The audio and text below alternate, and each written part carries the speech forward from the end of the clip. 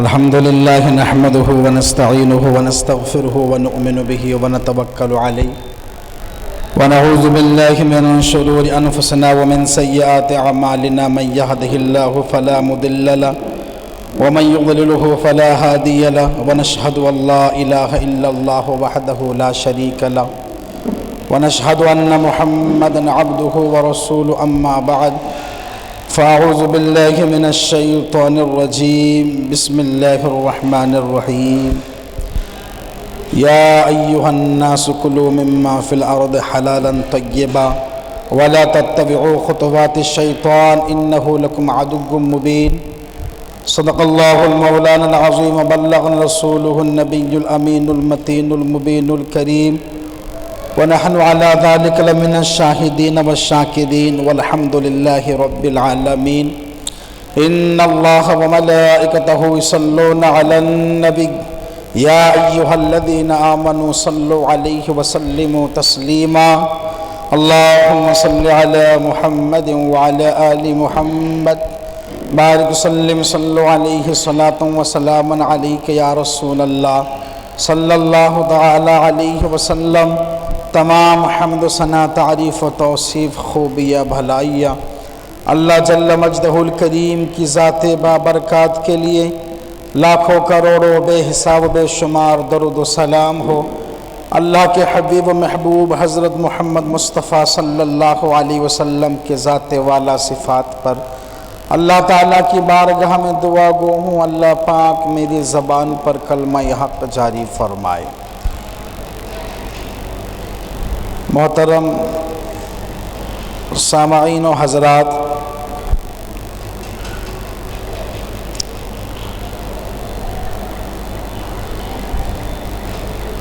آج جو یہ نشست قائم ہیں اسٹڈی پوائنٹ کے نام سے، اس محفل کے کارکنان کو میں دل کی گہرائیوں سے مبارکبادی پیش کرتا ہوں کہ انہوں نے اس محفل کو منعقد کیے ہیں، اور ساتھ ہی ساتھ میں دعا گو ہوں کہ اللہ پاک اس محفل کو اور اس کے بیٹھنے والے اور تمام طرح کے پہل کرنے والے شرکا حضرات کو اللہ پاک اپنی بارگاہ میں قبول فرمائے۔ محترم سامعین، مجھے رزق حلال کی فضیلت اور رزق حرام کی مذمت پر کہنے کی ہدایت ملی ہے، لہٰذا اس حوالے سے کچھ باتیں میں آپ لوگوں کی سماعتوں کے گوش گزار کرنے کی کوشش کروں گا، اور میں خاص آپ لوگوں کی توجہ چاہتا ہوں کہ آپ لوگ میری باتوں کو توجہ دیں۔ ویسے مائک اس قابل نہیں ہے، سمجھ میں آ رہا ہے کیا آپ کو؟ ارے وہاں لیں گے تو اور جملے سمجھ میں نہیں آئیں گے میری آپ کو، ہیں؟ نہیں، جملے سمجھ میں آنا چاہیے، ہے نہیں؟ ہاں، بہرحال حصول برکت کے لیے ایک مرتبہ درود شریف پڑھے، اللہم صلی علی محمد وعلی آل محمد بارک وسلم صلو علیہ صلاۃ و سلام علیک یا رسول اللہ صلی اللہ علیہ وسلم۔ محترم حضرات، قرآن مجید فرقان حمید کی جس آیت مبارکہ کو میں نے تلاوت کا شرف حاصل کیا، اللہ پاک قرآن مجید میں ارشاد فرماتا ہے، یا ایھا الناس کلوا مما فی الارض حلالا طیبا ولا تتبعوا خطوات الشیطان انہ لکم عدو مبین۔ اس آیت مبارکہ میں اللہ پاک کا فرمان ہے، اے لوگوں کھاؤ ہماری دی ہوئی پاکیزہ اور ستھری چیزیں، شیطان کی پیروی نہ کرو، بے شک وہ تمہارا کھلا دشمن ہے۔ حضرات محترم، اس آیت مبارکہ میں اللہ پاک نے تمام انسانوں کو حلال روزی کھانے کا حکم فرمایا، اور دیگر مقامات پر پھر لفظ ایمان والوں سے بھی اللہ پاک نے خطاب فرمایا کہ ایمان والوں کھاؤ ہماری پاک ستھری چیزیں۔ حضرات محترم، یہ جو رزق کا معاملہ ہے تو یہ بہت اہم اور بہت ہی نازک اور بہت ضروری مسئلہ ہے، مگر بدقسمتی سے اس دنیا کے ماہماری اور بھاگ دوڑ اور حرص و لالچ اور مختصر وقت میں امیر بننے کا جو شوق ہمارے دل اور دماغ پہ چڑھا ہے، جناب اس شوق کے نتیجے میں جو حرام کی مذمت، جو اس پر لعنتیں ہیں، اس کے جو دین اور دنیاوی جو نقصانات ہیں، بدقسمتی سے ان تمام نقصانات کو ہم بھلا بیٹھے ہیں۔ بس ہم چاہتے ہیں کہ بس کسی طرح مال آ جائیں، جیب ہماری بھرنی چاہیے، ہمارے گھر بہترین ہونا چاہیے، ہمارے ٹھاٹ باٹ مزے کی زندگی گزرے، باقی کسی بھی طرح وہ آئیں، ہمیں اس سے کوئی سروکار نہیں ہے۔ جناب والا بالکل ایمان والا ہونے کے ناطے یہ ایمان والوں کا شیوا اور طریقہ نہیں ہے۔ جی ظاہری طور پر پاک صاف ہو کر تو جناب سارے لوگ کھاتے ہیں، وہ کسی بھی مذہب کا ماننے والا کیوں نہ ہو، جو خورد و نوش کا اہتمام کرتے ہیں، پاک صاف ہوتا ہے جناب، اس میں کیڑے مکوڑے نہیں ہوتے، ریت دھول کے ذرات نہیں ہوتے، چھوٹے باریک کنکریاں نہیں ہوتی ہے، پانی سے دھو کر پاک صاف کر کے پکاتے ہیں۔ ظاہری پاک صاف کا جہاں تک معاملہ تمام لوگ کرتے ہیں، خواہ وہ کسی بھی مذہب کا کیوں نہ ہو، مگر جناب اسلام اپنے ماننے والوں کو ظاہری کے ساتھ ساتھ باطنی طور پر بھی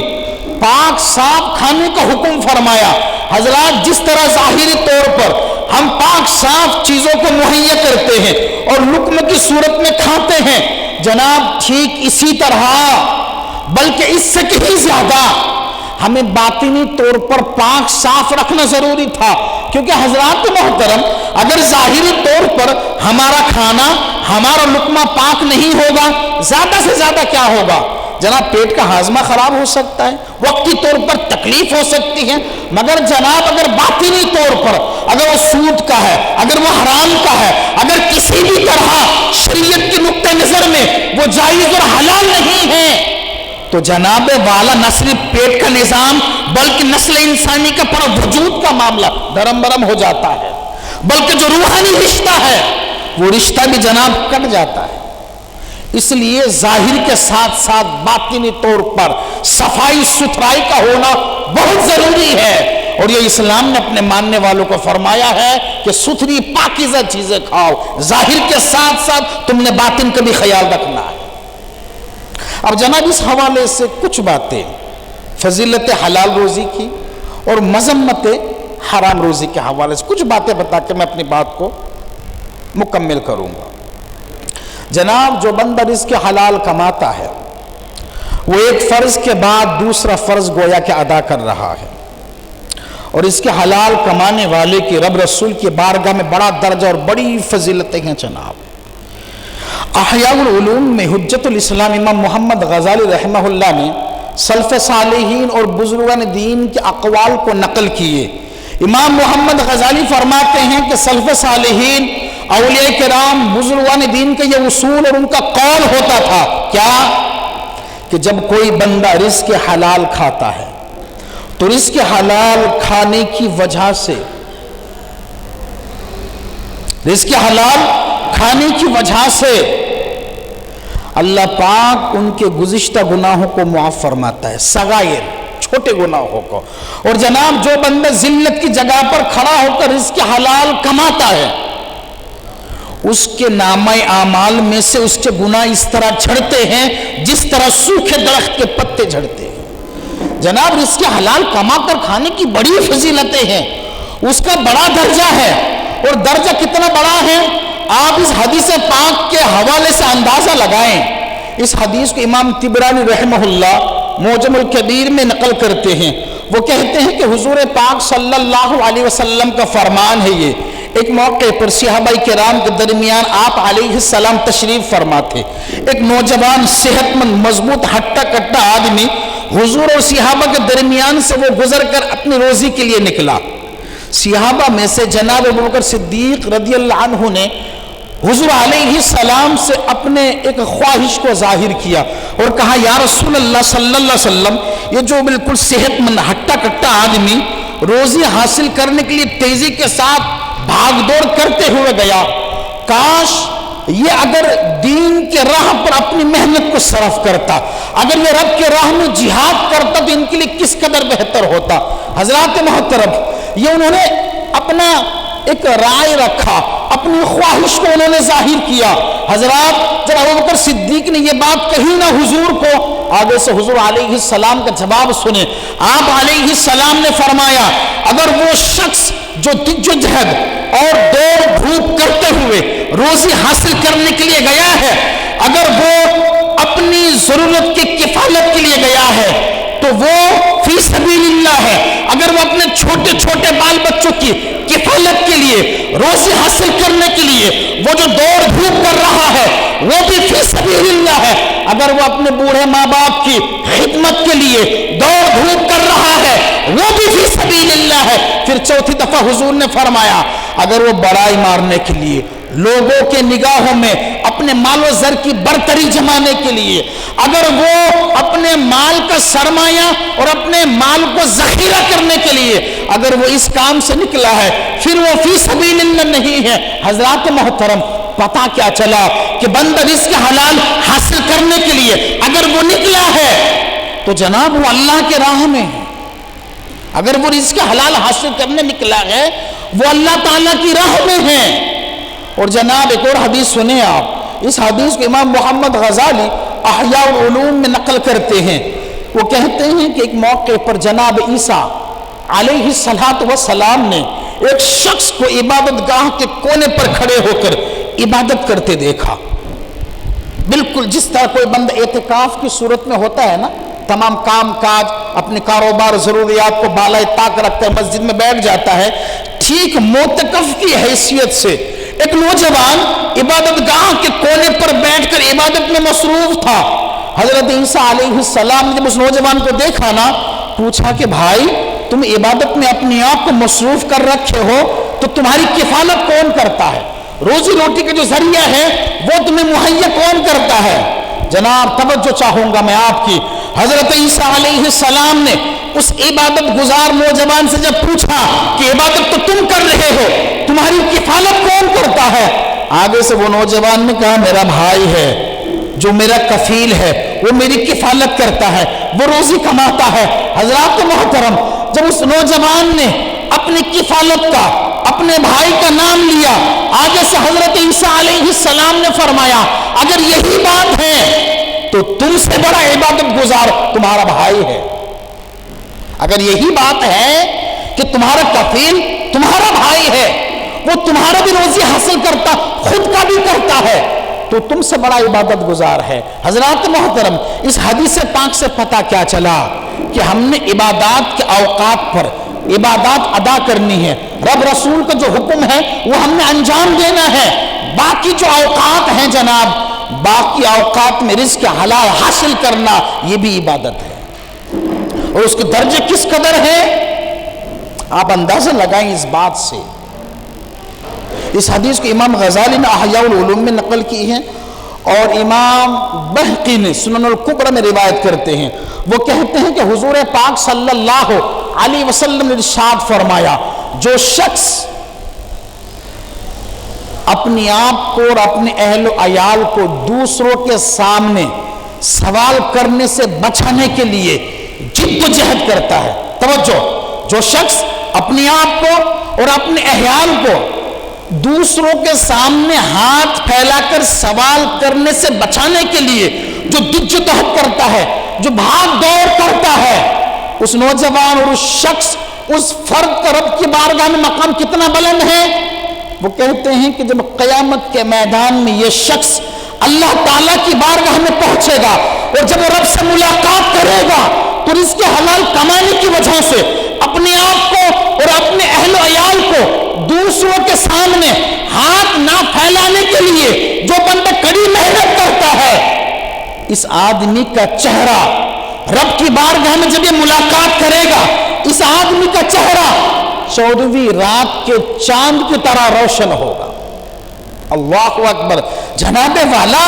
ذرا سوچیں آپ کہ رزق حلال کمانے والے کا درجہ کتنا بلند ہے، کس قدر بلند ہے اس کا درجہ۔ اسی طرح ایک اور حدیث آپ کو پیش کروں میں، اس حدیث کو بھی امام بہقی رحمہ اللہ السنن الکبری میں بیان کرتے ہیں کہ جو بندہ اپنی آپ کو اور اپنے بال بچوں کی کفالت کے لیے رزق حلال تلاش کرتا ہے، جو بندہ اپنے آپ کے اور اپنے بال بچوں کی ضروریات کی تکمیل کے لیے رزق حلال تلاش کرتا ہے تو رب کی بارگاہ میں اس بندے کا درجہ رب کی بارگاہ میں جہاد کرنے کی طرح ہے۔ اللہ اکبر، جناب کیا فضیلتیں ہیں رزق حلال کے تعلق سے۔ اس بندے کا درجہ رب کی بارگاہ میں جہاد کرنے کی برابر ہے۔ پھر اگلا جملہ اسی حدیث میں حضور علیہ السلام نے فرمایا، جو شخص دنیا میں با قدر کفایت رزق حلال حاصل کرتا ہے رب کی بارگاہ میں اس شخص کا درجہ شہداء کے برابر ہے۔ جناب شہداء کا کتنا بلند مقام ہے۔ قرآن مجید کے مقامات پر شہداء کے درجے کے تعلق سے اللہ پاک نے واضح ارشاد فرمایا ہے کہ جو میرے راہ میں مارے جاتے ہیں انہیں مردہ نہ کہو بلکہ وہ زندہ ہے، ہماری جانب سے انہیں رزق دیا جاتا ہے، تم ان کی زندگی کو سوچ نہیں سکتے۔ اور حدیث پاک میں بے حساب فضیلتیں ہیں، مگر جناب یہاں پر دیکھیں آپ کہ حضور علیہ السلام اپنے امت کو رزق حلال حاصل کرنے کے تعلق سے کس قدر تاکید، کس قدر نصیحت اور کس قدر تعلیمات دی ہے کہ ان کا مقام رب کی بارگاہ میں جہاد کرنے والے یا پھر شہداء کے درجے پر اللہ کے نبی نے ٹھہرایا۔ اور جناب یہ رزق حلال کی برکتیں ہیں کہ جب بندہ رزق حلال کماتا ہے نا اس کے فائدے کتنے ہیں جانتے ہیں آپ؟ جب بندہ مسلسل 40 روز تک رزق حلال کھاتا ہے یہ وہ اپنے اوپر لازم کر لیتا ہے تو جناب رزق حلال وہ شے کا نام ہے کہ مسلسل 40 دن لقمہ حلال کھانے کی وجہ سے اللہ پاک اس کے دل کو روشن فرماتا ہے۔ اور بات یہی تک محدود نہیں، اس حدیث کا جو اگلا جملہ ہے کہ اللہ پاک رزق حلال کھانے والے کو 40 دن تک اس کے دل کو روشن فرماتا ہے اور پھر جناب اس کی زبان پر اللہ پاک حکمت کے چشمے جاری فرماتا ہے۔ اب جناب یہاں پر میں ایک نقطہ عرض کرنا چاہوں گا، صرف 40 دن کا آنکڑا ہے۔ اگر کوئی بندہ مسلسل 40 دن اپنے اوپر رزق حلال لازم کرتا ہے اس کا یہ درجہ ہے کہ اللہ پاک اس کے دل کو روشن کرے گا، اس کی زبان پر حکمت کے چشمے جاری ہوں گے۔ تو جناب اس آدمی کے کیا کہنے جنہوں نے پوری زندگی لقمہ حلال اپنے اوپر لازم کر رکھا ہے۔ جو بندہ ہر حال میں حرام کے لقمے سے اپنے آپ کو گریز کرتا ہے، اب ذرا سوچو کہ اس بندے کا مقام رب کی بارگاہ میں کتنا بلند ہوگا۔ اور یہی وجہ ہے جو اولیاء کرام ہوتے تھے جناب ان کے کیا معاملہ ہوتا تھا، ان کے منہ سے جو جملے نکلتے تھے اللہ پاک اپنے اوپر اس کو لازم فرما لیتا تھا پورا کرنے کے لیے۔ وہ جس کسی کے حق میں جو دعائیں دیتے تھے رب کعبہ اپنی بارگاہ میں ان کی دعاؤں کو سرخرو فرماتا تھا۔ وجہ کیا تھی؟ ان کے زبان پر اللہ پاک رزق حلال کھانے کی وجہ سے حکمت کے چشمے جاری فرماتا تھا۔ جناب والا رزق حلال کا ہونا بہت ضروری ہے، بالکل سارا نظام بگڑ جاتا ہے جی۔ آپ کبھی حکمت کرنے والے حاکموں کے پاس جاؤ گے نا، جو حکیم لوگ ہوتے ہیں باگل کوٹ میں کم ہے، باقی یو پی لکھنؤ یا پھر حیدرآباد کے علاقے میں جائیں گے نا تو آج بھی لوگ حکیموں کے پاس جاتے ہیں۔ جی ہاں، مشہور خاندانی حکیم لوگ ہوتے ہیں۔ کوئی بھی آدمی کسی بھی مرض کے تعلق سے جب وہ حکیموں کے پاس جاتے ہیں نا، کوئی بھی تکلیف ہو آپ کی تو حکیموں کا یہ اصول ہے، کیا معلوم؟ وہ آپ کو پیٹ کے درست کی دوائی ضرور دیں گے۔ جس طرح انگریزی دوائیوں کے تعلق سے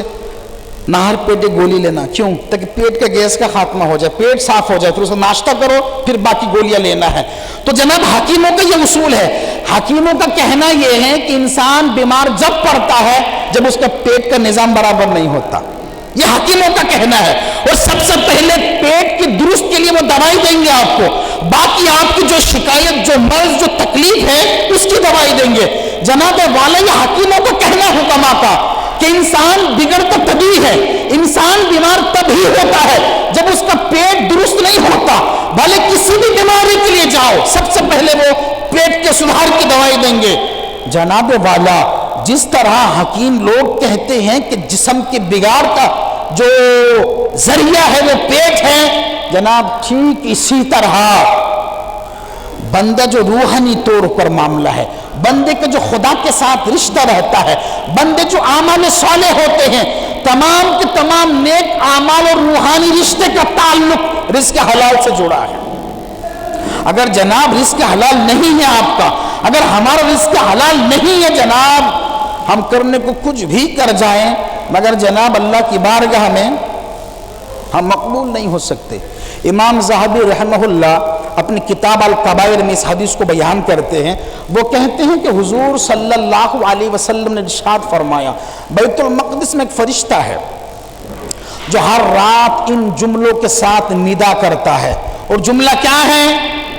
کہ جو بندہ مال حرام کھائیں رب کی بارگاہ میں نہ تو اس کا کوئی نفل قبول ہے اور نہ ہی کوئی فرض قبول ہے۔ جو بندہ